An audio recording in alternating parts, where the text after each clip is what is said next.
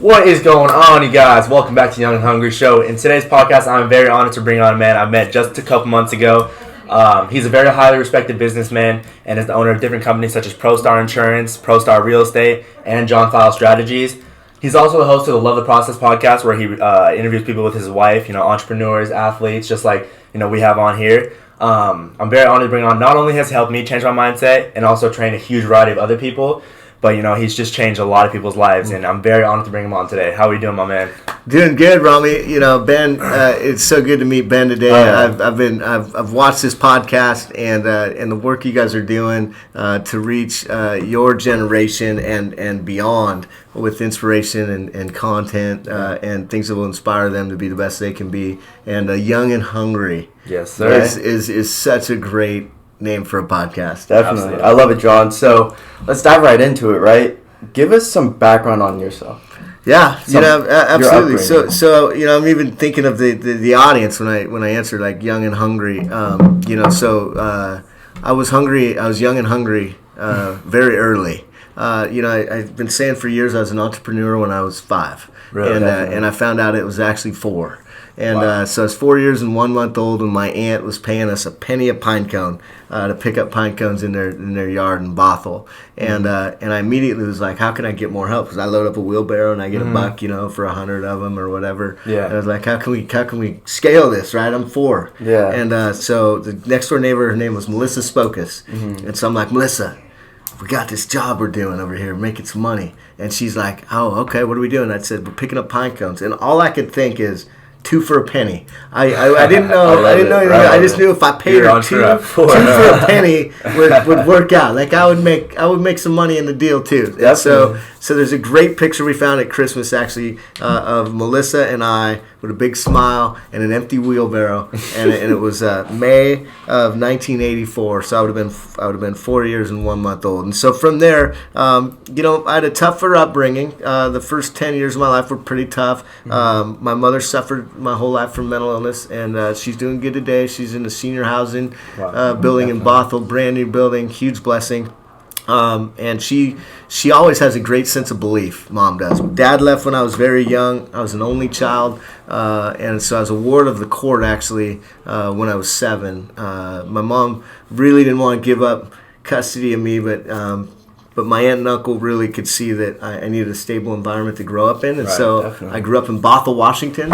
And when I was 8, I started dugout sports cards in the basement of my aunt and uncle's place there in Bothell, and you'd go downstairs, and I had a little baseball card shop.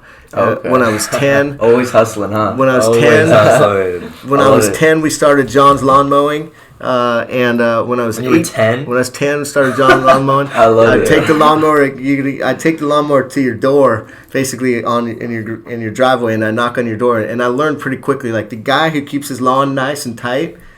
He's got a guy, right? It's the lawns that were a little shaggy. You want to make sure you knock on that door, Definitely. and then what you do is back then it was $5 a lawn, no matter how big it was, and then I'd get you on a schedule. So it's either I just ask you at the end. I say, hey, can you inspect my work? And they'd come out and look at it, how'd I do, and then they'd almost always pay me more than 5, because 5 was 5 was probably 10 nowadays, maybe 15, but they'd pay me 10 or 20. Because I was this 10-year-old kid getting after it. And I'd say, well, I'd love to get you on a schedule. It was weekly or by every other week best for you. And then we'd get them on a schedule. And back then you didn't have Venmo, so they'd leave the money in a little yard waste toter in a little plastic baggie. I love it. And so that, I had 20-plus yards. I learned a ton in that. And then at 18, we started an online poker site. And it was called PayYouToPlay.com, and it had a niche of giving you a little bit of the rake back, and then Washington State said it was a Class C felony it was a Wire Act or something that we were violating. So you got to follow the law. Definitely. So we got out of that business. But if anybody out there has a PayYouToPlay.com shirt they got at the Goodwill, I think we had like a box of 100 of them when we do these tournaments. If you have, there are 2 big poker chips that says PayYouToPlay.com, I'll pay $1,000 for a PayYouToPlay.com shirt that That's I can hilarious. authenticate, because I didn't keep one. So Oh, and then from there went on to go to college, graduated college. Always wanted to be in in business, and there's 3 things I really wanted to find a route towards. That was one that was helping people. I wanted to know what I did was useful, was helping people. Number 2, I wanted to know that I had flexibility of time and proximity, so that I could spend my time, work smart, and also be able to be where I wanted to be when I wanted to be there, and fit that up. And then the 3rd thing that I wanted to do is have infinite financial possibilities. So that was my vision, probably in high school, actually at Bothell in DECA. Class. Definitely. If anybody's doing DECA out there, that's where I got that. FBLA is great as well. Anything that gets you engaged in the marketplace as early as you can, I think is good. And so then we started, ProStar right after I got out of law school. I went to law school, and we started ProStar in 2007. And then, went into real estate about 10 years later. And then a couple years ago, we started File Strategies. And so we're working to help people help themselves to achieve whatever it is that they want to achieve in their life and in their business and in their community. So, yeah. I remember the first time that we ever had our first meeting together at the Cameron Cafe. We were talking about what business he's in. He goes, Rami, I'm not in the insurance business. I'm not in the real estate business. I'm in the people business. And I was like, this guy's all about just building people and just bringing people up, right? Amen. And I love that. So I love that backstory, man. That just shows that even at a young age you were just kind of programmed to build your own things, right? Like have your own businesses, and whether that was the lawn mowing company, the poker business, and now you're running your own industry business, right? Yeah. So if you could go back with all the success you've already achieved, and what, like your network that you have, and just like you have like the external things, you have a great family, right? Yeah. If you could go back and tell your 18-year-old self something that was like, dude, like this is something you've got to know, right? If you want to be successful in life, what would you say? Become a disciple of discipline. Yeah, become a disciple of discipline. You are what you consistently do. And I had a lot of energy, and I had a lot of passion. Yeah. And I tried a lot of things, and I think that's important as well. But habits, forming habits, and becoming a disciple to those habits, if you will. There's a book, one of the best books I ever read, and I've heard a few others who've been highly successful. They picked up this book, and it changed their life. Og Mandino wrote a book called The Greatest Salesman in the World, and the first kind of scroll, there's 10 different scrolls in there, and you practice them for a month, morning, afternoon, and evening. Morning, afternoon, and evening is I will form good habits and become their slave. I will form good habits and become their slave. And I didn't get hold that book till I was probably close to 30. And so that idea of it's probably in my late 20s, but that idea of discipline, of consistently doing things over a long period of time that build habits that are going to lead you to success. If I was 18, that's what I'd say, because I think I was more. I had a lot of passion, and I tried a lot of things.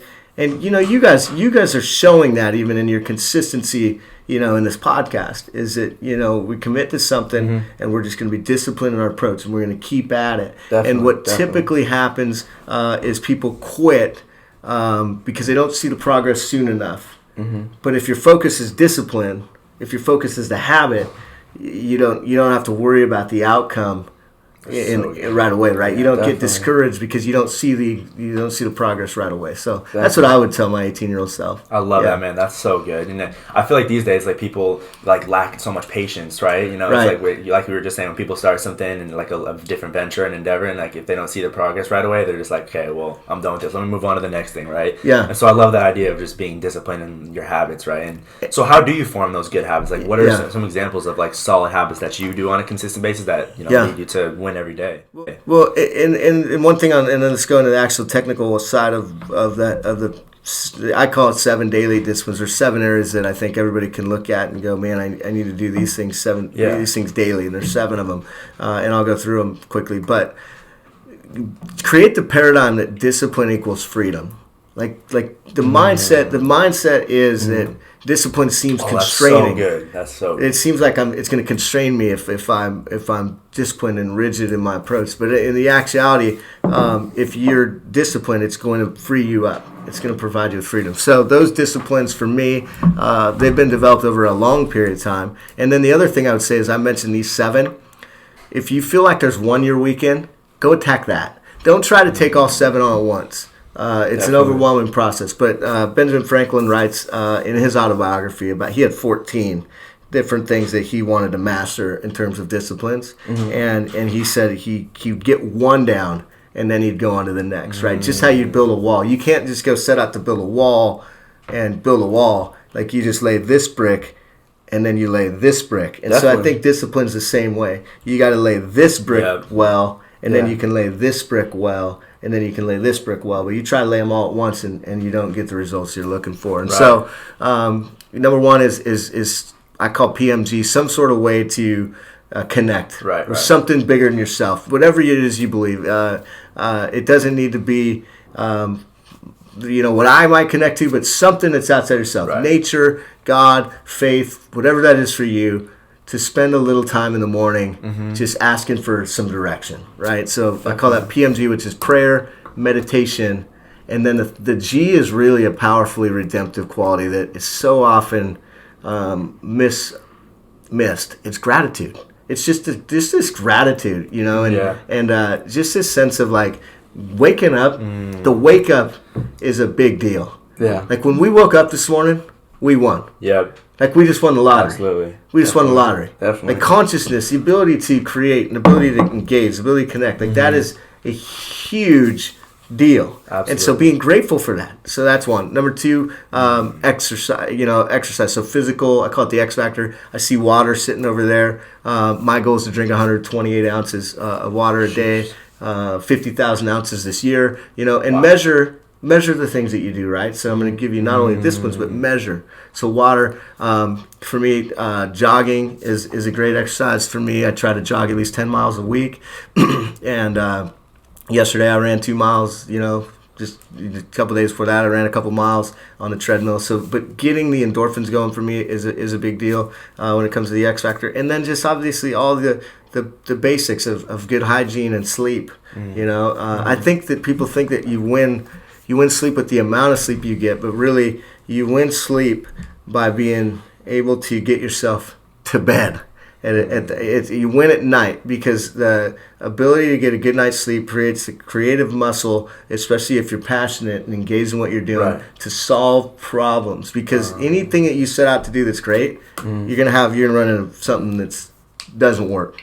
And so Definitely. you're going to have to be able to have the creative muscle to design solutions and work through those because you're committed to whatever outcome that you set out to achieve. So that's number two is the X factor. Number three is, this one's the easiest one I think for people to just try to wrap their head around too, is MIT, most important tasks. So what's the most important task? Mine actually is funny. It's sitting in the car, or else I'd show it to you right now, but this was on my list today, right? 3 to 7 things that you know that you're going to attack in that given day. 3 to 7 things. And then you prioritize them if you need to. And if the first one is going to take all day long to do, that's okay because you said it was the most important thing. And just that stacking days, head coach of the University of Washington, Jimmy Lake, he talks about stacking days. If you just stack days of success, so know what you're after. Most important task. Number 4, connect. Right, we talked about that. Connect with people. Find out what they're up to. Find out how their day's going. Find out, if there's anything that you can do for them if they're on your team. Right, connect. Number 5, serve. Find something to do in the dark. Something to do in the dark where nobody's watching and nobody cares. Where you're not going to get a pat on the back.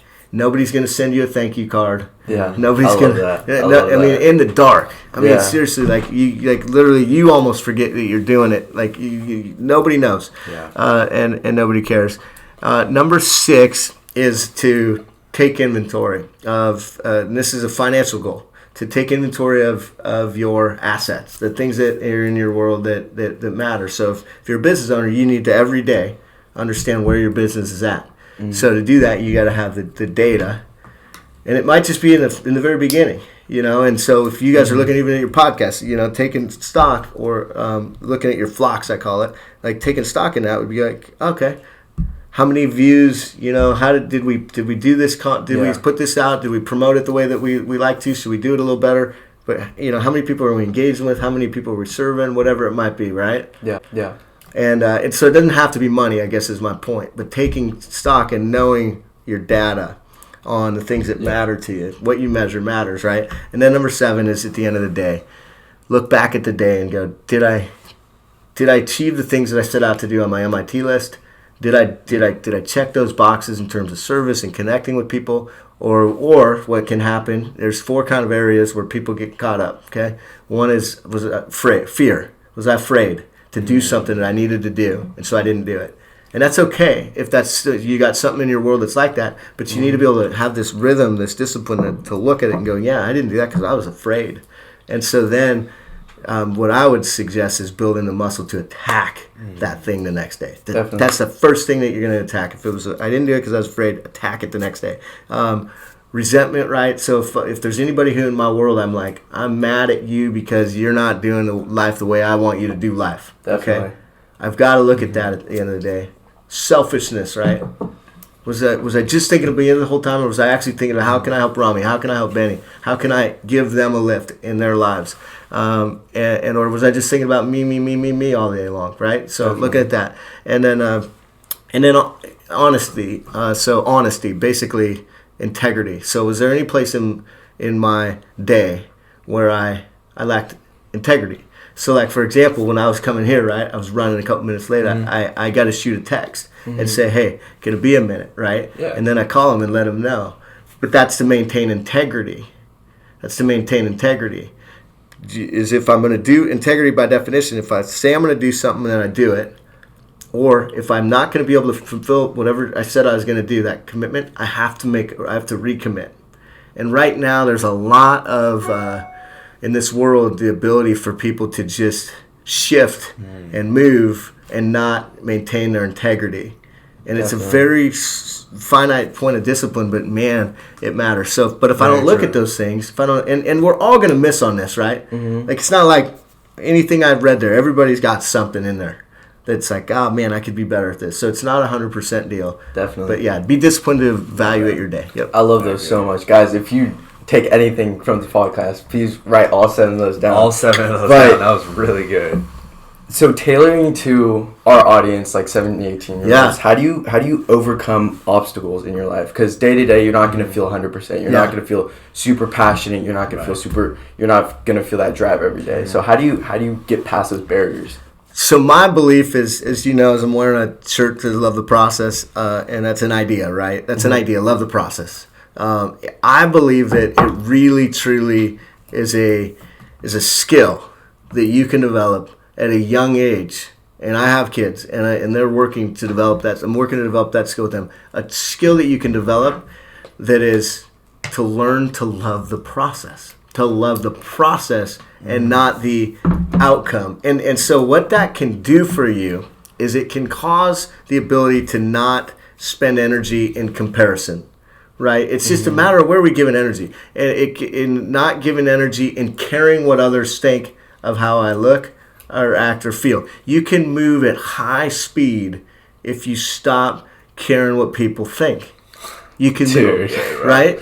I love that. Right? So like you have to that's if and I'm telling you, it's a skill that I've seen 16, 17, 18, 19, 20, 21-year-olds develop and be aware of, and they're unstoppable.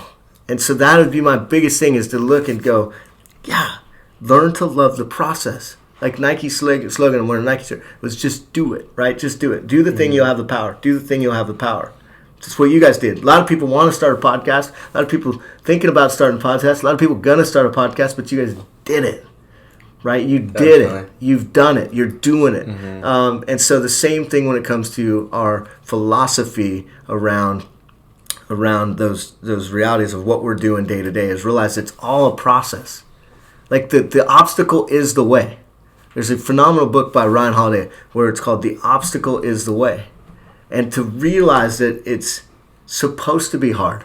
If it was easy, if it was just teed up and here you go, have a go at it, 1, you probably wouldn't keep it long. But 2, everybody would have the best life. Everybody would be off the chart when it comes to happiness. And then the other thing I would say is practical skill in the day-to-day, which we kind of talked about, is just look for the small wins. Create gamification in a day to just find a small win. When you're in a rut, find some small win to achieve. Whether it's going out on a jog, if it's reading 5 pages of a book, whatever it is, to move ourselves into action towards back to the process instead of and out of our self, really, because that's where you get caught up. Is we're worried about ourselves. How do I look? How's it coming off? And that slows us down, like we said. Yeah, definitely. Absolutely. I love that so much. So do you think in today's day and age people are searching more for like event instead of process? Is that what you're kind of saying, like just love the process of what you're doing, and like, instead of just focusing on so much of like, oh, what am I going to get out of this? What's my outcome? Focus on just the process on a day-to-day basis. 100%. Yeah. I love that, man. 100%. Yep. That's so good. Yeah. So I actually had a question that I was super excited to ask you about because I wanted to hear your opinion about it, because so many kids our age are thinking about it, like, what's my next move? You know, where am I going in life? What's my future career, right? And so one of the questions I was really excited to ask you about, man, was what's your opinion on, you know, school and like our education system these days and college, and like, do you think people are being like programmed to become like employees and 9-to-5 workers, or are they like being trained to become someone like you who owns their own businesses? Like what's your opinion on that? Well, here's what I would say. Here's what I think so many of us got to do. Is it's not either or. It's not one or the other. I think some people are made to be 9-to-5, and that's they're built for that. And so, you know, your audience and myself and you know, get around with us and they're going to feel like they don't fit in, right? And that's okay, because I think a little differently, no question about it. You know, the freedom of time and proximity, you know, the ability to help people and the ability to grow your income over the course of time. So you get, you know, in some economically viable vehicle, something that people need, you know, to put my energy there. But you've got to ask yourself, why do you want, you know, which one do you want and why? So, but it's got to be the inside look, right? Instead of what mom thinks I should do, or what dad thinks I should do, or what grandma thinks I should do. You should go to college. You should get an education and all this. Education is overvalued as a whole. There's no question. Education is overvalued as a whole in our society today. The traditional form of education. Yeah. But you have to, no matter who you are, no matter which side of the coin you pick, I just want to go get an education so I can work in this particular area, and I'm going to work from 9 to 5, and I'm going to go home, and I'm going to have a couple pops, and then go to bed, and then the weekend's going to come, and I'm going to be excited when finally Friday, right? And I don't even know what day it is, right? I mean, so it's all, every day ending in Y is the same for me. You know, my wife, people go, man, you guys are traveling all the time, and, you know, we get lucky and blessed that you go again tomorrow for a while down to the sunshine. But, you know, people ask, like, so when does he work? You know, and you know what Adrian will say?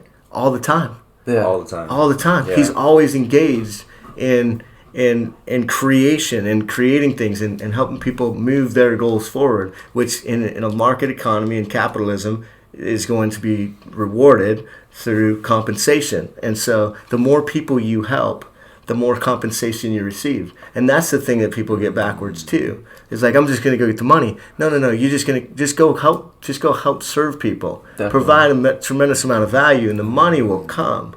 So I think that what I would say is, don't get caught up in I think if starting a business or going into sales, if you're not going to go to college, if you're like, I don't want to spend the money on college, awesome.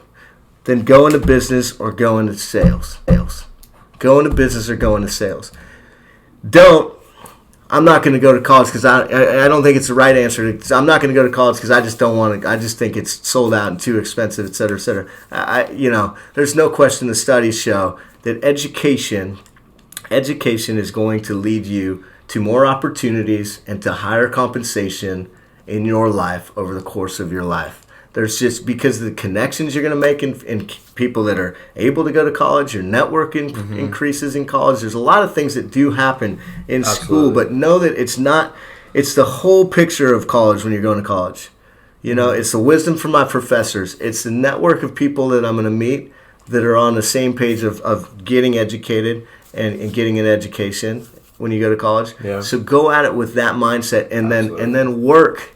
Engage in the marketplace while you're in college. You know, don't just just a full-time student because that's got such a value in it, and not also, you know, engaging in the marketplace while I'm in college. I think that's a mistake. Does that make sense? Absolutely. Yeah, I love it. That makes a lot of sense. So I feel like what you're saying is like, education can be something that is like valuable for someone, but at the same time, if you don't feel like it's right for you, get into sales, get into business, and learn the valuable skills that are going to actually lead you to success if you're not going to go to college and get an education, right? Yeah, and if you decide I don't want to start a business and I don't want to go into sales, but I don't know what I want to do. Yeah, go to college. Go to college and get an and by process of elimination. The nice thing that college gives is it gives a variety of subjects and a variety of people who are on a mission to figure out what they're going to do. Some of them already know. Some of them say, I'm going to be an accountant. It is a gift. It is a huge gift at 18 if you know what you're going to want to do. 95+% of 18, 17 of your audience, you should not know. You probably do not know what you want to do. And if you think you know what you want to do, I would press in to say somebody might have put that on your heart. It's not actually coming from you. Definitely. It's not actually coming from you. So true. There's a few lucky ones. I mean, we've seen a few out of Bothell. This kid that plays basketball for the Chicago Bulls, right? Yeah. I mean, Zachy. Zach Levine, I remember meeting him at 13 and his dad, and they're working out, and they're at the YMCA, and he's getting it in. Like, he knew in second grade, man, this is what I'm. He was destined for. This is what I want to do. This is what I'm here to do. And there's Tiger Woods was like that. I mean, you see at the highest level certain people who like. I was actually like that. At 6 years old, I saw a guy give my grandpa a $100 bill, and I'm like, that was all the money in '86. Okay, all the money. And I'm like, Grandpa, where did he get that? And he goes, he owns a business. And I'm like, or he's in business, I think is what he said. I'm like, Roger that. That's what I'm gonna do. And Bob always had the car. He always took the trips. And we weren't doing none of that. Yeah. So I saw as a 6-year-old that possibility, and then I already knew that I could get along with people. Right. I already knew that I could get along with people and help to organize and motivate and move things forward. So that was, I mean, I knew at 6, so even when I went to law school, it was really just to be a good advocate for my mom, because she would go into the psych ward, and I'd go visit her, and she'd be there for an extra couple days longer if you could advocate well for her. And so I watched them kick her back out because of bed space back to her apartment in West Seattle, and then end up back in the hospital again. So I at a young age also had a vision for I'm going to go to law school to support my mom. Definitely. So I knew when I graduated law school, we going into business. So 6 weeks later, give or take, we started ProStar Insurance. So, wow. Yeah. Wow, man. Yeah. That's unbelievable. Yeah. It's insane, brother. That's good stuff. That's so good. You've dropped so many dimes in this, man, and it's been pretty insane, honestly, having you on. But we do. This is another question I've been excited to ask you about, because I think that is not talked about a lot. Is what do you believe is your soul mission in life? Because I feel like everyone, I don't know what your belief is, but I think everyone was put here to do something, like whether that's to help people, to serve people, to just do something that's like of value to the society, right? So what do you think you were here to do, and what do you think? How do you think other people can find their mission in life? Yeah, it's for me. It's to encourage and equip people to get after possibilities. To encourage and equip people to get after possibilities, that to take advantage of the possibilities, right? to just give it a go. Yep. Yeah, just give it a go. And that's been proven to me. And I think your gift is very interesting when you say that. Steve Harvey. I was with Steve Harvey in Miami, not this January, but the January when you. Wait, you were with Steve fly. Harvey? It was a conference. Yeah. And so do you know who that is? That's crazy. But Steve said it like this. He said he was in Bible or he'd go to, what do you call it when you're little, Sunday school, right? Mm-hmm. So his mom was a Sunday school teacher, and he said, Steve, God will make room for your gift. God will make room for your gift, Steve. We got to figure out what's your gift. He's like, I don't know, Ma. I don't know, And so he goes on, post high school, gets some education, I think, but then he works for everybody. I mean, he's working selling electric parts. He's working trying to sell, Amway, some other deal. I mean, he's selling encyclopedias. Like, he's trying whatever. Right. To figure out, but he has no idea what his gift is. And so what happened to him, because he was searching, and the key is searching, like trying to find out if you're truly open to what is it. It typically shows up at some point in your life. And like I said, it's a 100%. gift when it shows up. It's a gift when it shows up early. but it's a gift whenever it shows up. You know, Chris Peterson, the former Husky coach, he said the 2 best days in somebody's life are the day they were born and the day they figure out why. Because once you figure out why, everything else becomes simple. Yes. Because definitely. now you can binarily say yes and no to things, right? Mm-hmm. So when you're like, you want to be on a Young and Hungry podcast, that's a binary yes for me. Absolutely. Because it's right in what I just described, right? Yep. To encourage and equip others to get after what their purpose is, right? Wow. To engage upon possibilities, right? Wow. To engage, which means to actually take action. And, you know, this book back here, Extreme Ownership, is a phenomenal book. Yep. And Jocko and those guys, but they talk about engage. They use the word engage. And that means to take action. Like, you know, we can't mistake talk and action. We can't mistake talk and action. We have to take action. And so, but Steve, I want to give that Steve. So Steve said, this gal, I've been writing jokes for $5 a piece on the side while I'm making electric parts. And this gal says, why don't you go tell the jokes yourself, you know? Mm-hmm. And he's like, what do you mean? Where can you do that? And she goes, well, they got this comedy show, Amateur Hour. They've got once a week. And so on a Tuesday night, I want to say, they go to this thing. And he signs up trying to get on, and he doesn't even think he's going to get on. And then the 10th guy who's on the slate, he doesn't show up. And so Steve Harvey, come to the stage. Steve Harvey, come to the stage. And so boom, he's up. Mm-hmm. And he said he's on the stage, and he gets up there, and he says, I ain't even supposed to be here tonight, you know, because he thought he was the next week. And then he talks about this Puerto Rican boxing story, figured out he was not gifted to be a boxer, okay? And and he starts getting them going, and then at the end, they're trying to flick the lights like, hey, get off, hey, you're done, you know? And he's like, hey, y'all need to pay your power bill up in here. And so he just gets them going. Yeah. He gets off the stage, and they have a clap-off.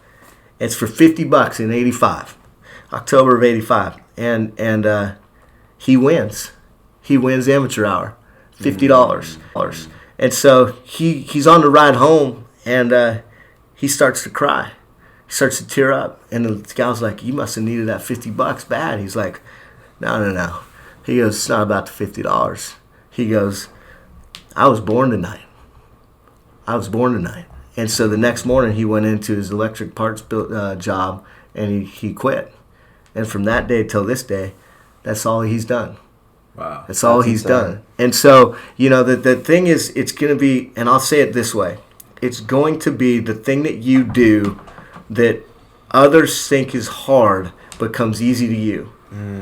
That others go, man, you're good at that. And you're like, that's just nothing to me. Right? Or natural, right? Yeah. So it's going to be the thing that you do that others think is hard. Right. And it seems easy to you. And I think the other thing I would always suggest is, I think Matthew McConaughey, I watched him talk about this, is he said process of elimination. Mm. So often it's not, I know that's what I'm supposed to do. It's like, I know that's not me. You know, I know that's not my lane. And so then you shift into a different lane, and that's what Steve did. He was in a lane, and then another lane, and maybe boxing, and then in a different lane, and then he went and told them jokes. And he's like, that's my lane. And then once you know your lane, then you just go all in.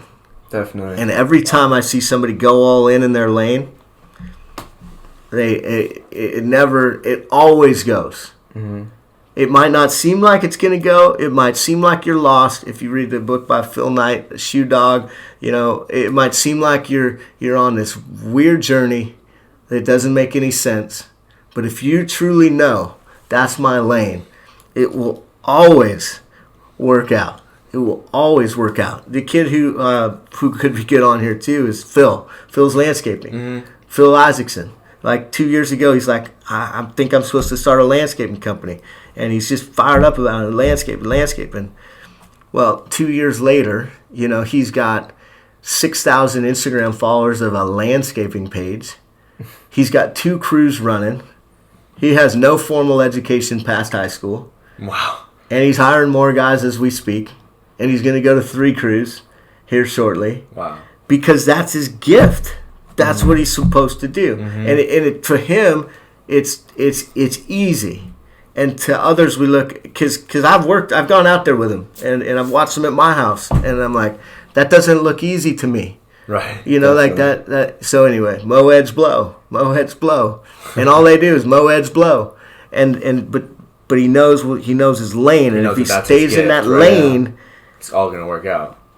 Yeah, it just opens up, and the opportunities just come, and you don't even have to go hustle that hard for them, but you're open to hustling for them because you know that's your lane, and so if people know about you, then you can help them, but if nobody knows about you can't help them. So that's another key once you know your lane. That's so good, brother. Wow. I love it. This has been insane, man. Like I said, you've just dropped like so many great gems. So many golden I hope people nuggets. were taking notes in this, man, because For real. that was by far like the most gems we've heard on this podcast so far. And you know what, man? Like I said, we're so thankful to have you on that you were able to take time out of your day and to come on this, man. And I hope people are just taking so many things out of it. It's like the 7 disciplines, the all the principles you talked about, man. Because that was so good, brother. But like I said, man, super glad to have you on, brother. Here's what I'd say to you guys, man. I am encouraged so much with what you guys are doing that all the folks out there who are like this generation coming up and are they gonna or how are they gonna what's the impact they're gonna make on America? It's every time I sit with guys like you and Ben that I just go, we fine. We gonna be all right. We gonna be all right. Yeah. And so anybody who's listening to this is gonna be all right. And yes, if you're not hungry, you might not be all right in America. Yeah. You might not be all right in America. Find your lane and find your hunger, man. Yes,